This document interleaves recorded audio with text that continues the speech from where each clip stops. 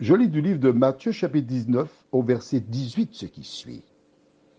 Et Jésus répondit, tu ne tueras point, tu ne commettras point d'adultère, tu ne déroberas point, tu ne diras point de faux témoignages.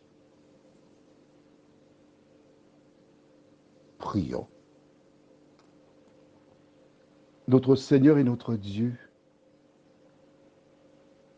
alors que nous découvrirons la réponse de Jésus, nous te remercions de nous éclairer.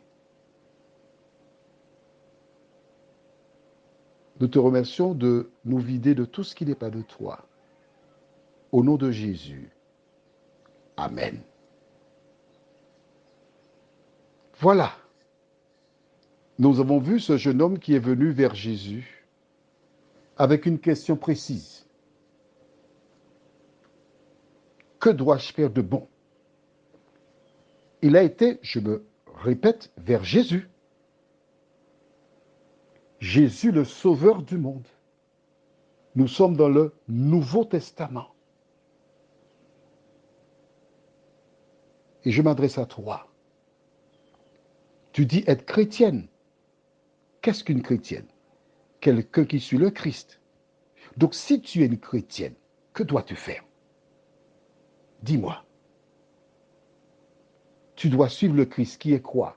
Jean 14, 6, Jésus déclare, Jésus lui dit, je suis le chemin, la vérité et la vie.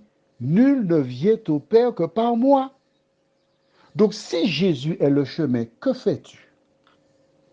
Que dois-tu faire? Tu dois suivre le chemin. Tu dois suivre le chemin. Tu dois suivre Jésus. Tu dois suivre les paroles de Jésus. Tu dois suivre l'enseignement de Jésus. Tu dois suivre l'exemple de Jésus. Tu dois suivre Jésus. Que penses-tu? Tu as déjà compris, n'est-ce pas? Mais oui, Jésus n'a pas démonté la loi en pièces détachées. Il a énoncé certains commandements de la loi en question. Il lui a dit, si tu veux entrer dans la vie, observe les commandements. Lesquels? Pourquoi pose-t-il cette question? Il y avait une multitude de lois en Israël.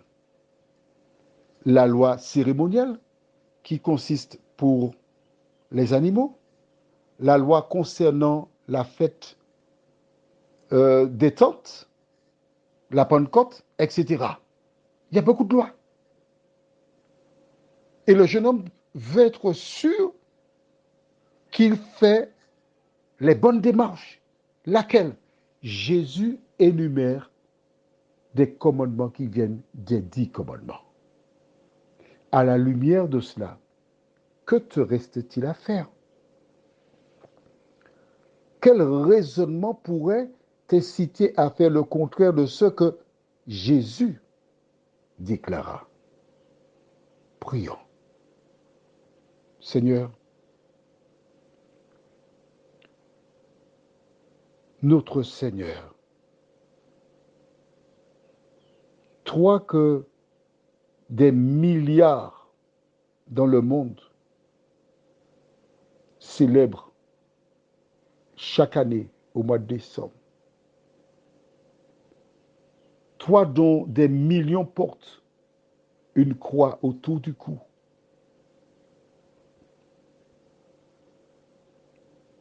toi que des millions proclament, disent connaître, c'est vers toi que je me tourne en ce soir. Seigneur, je te demande une grâce, Seigneur, une grâce. Que ton esprit visite tes enfants. Pas tous ceux qui reçoivent le WhatsApp. Non, Seigneur, pas tous. Non, non, non, pas tous. Seulement ceux qui sont sincères. Ceux qui t'aiment.